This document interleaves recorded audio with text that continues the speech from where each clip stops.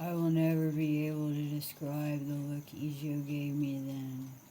It lasted only a fraction of a second, but it reduced me to dust. The depth of my ignorance was revealed to me. Yet instead of acknowledging this revelation, as Ichu did, I immediately fell into anger. I felt like punching him right in his cobra-like eyes. Untroubled and speaking with great tenderness, as if to a child, he whispered, "What a pathetic incompetent." Suddenly, I felt I understood the koan. In my very bones, I felt what Ichu had experienced. I subdued my anger, joining my palms, and bowed my head. "Thank you, Sensei." "Don't bow yet. We haven't gone deeply enough. Here is a koan that is capable of throwing you into the real abyss. Listen. In a temple in Kyoto, why is there a cat in the painting depicting the Buddha's entrance into nirvana?" I answered with a long string of questions. Is the cat in nirvana? Is the cat the Buddha's companion? Does the cat come there alone and find the Buddha there? Perhaps the cat is an answer to Joshu's koan. Yes, the cat has a Buddha nature. Or is it a symbol? Felines see in the dark. They hunt at night. The Buddha saw in the dark night of the soul, saw through all the mysteries. But if he is depicted as entering nirvana, it means he is not there yet. Perhaps the cat symbolizes the Buddha's animal nature, which is not yet overcome. When the cat disappears, the Buddha will dwell forever in the center of nirvana. Or perhaps the opposite is the answer.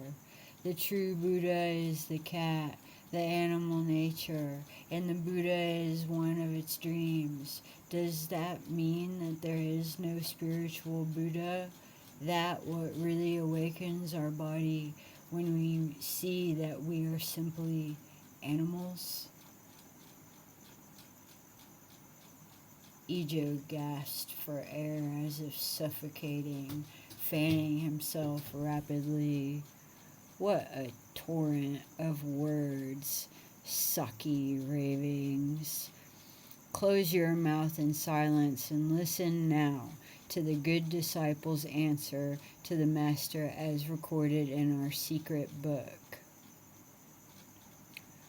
Why is there no mouse here? And why do you not have a wife?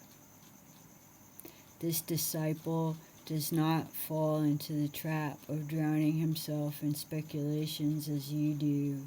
And why is there no mouse? Why not a monk with a crane's head? A white horse being eaten by nuns? Or a heart with 4 legs of fire? Or a mountain of dung giving birth to butterflies? And why do you have no wife? No 1,000-pound spider, no mother who flies against the wind.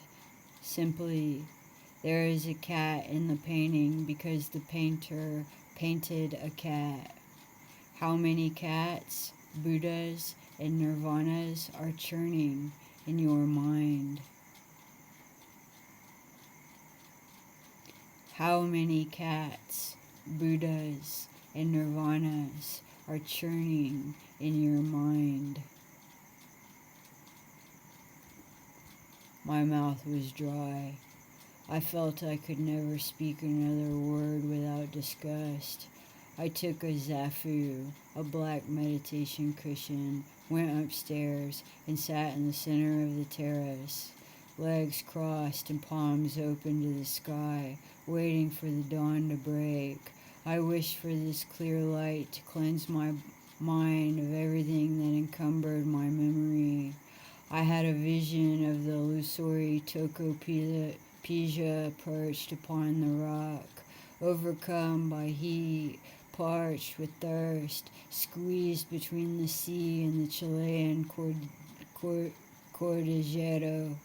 Cordillera, with its municipal library, about 40 square yards of walls covered with bookshelves, the place where I'd spent my childhood, friendless, lacking parental affection, reading anything and everything to fill my solitude, my first nirvana, which had pursued me all my life. I voyaged here and there, Santiago, Paris, Mexico City, always hauling boxes with tons of books, recreating the nostalgic space of my childhood. In the interiors of empty theaters were another nirvana, vacant seats, empty stages, a small service lamp casting a dim light with a grave silence that could have been plundered from a temple. A total break from the miseries of the world. This was also a personal territory, a private palace, a nirvana that became filled with male and female cats when the play began. Capricious actresses, egomaniacal divas, jealous critics, thieving unions, corrupt officials.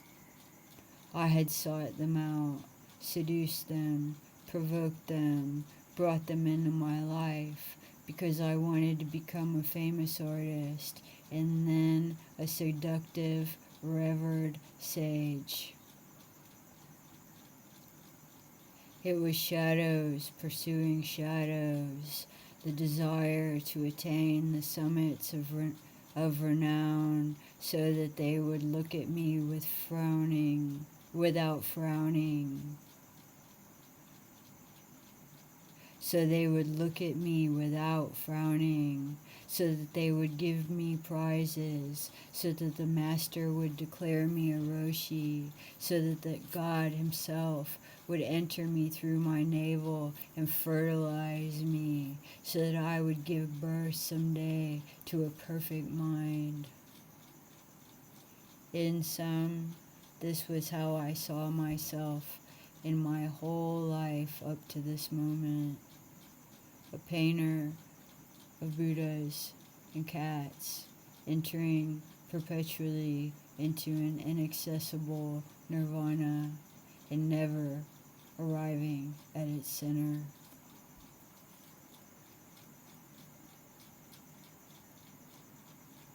I tried to cry, and then I tried to vomit.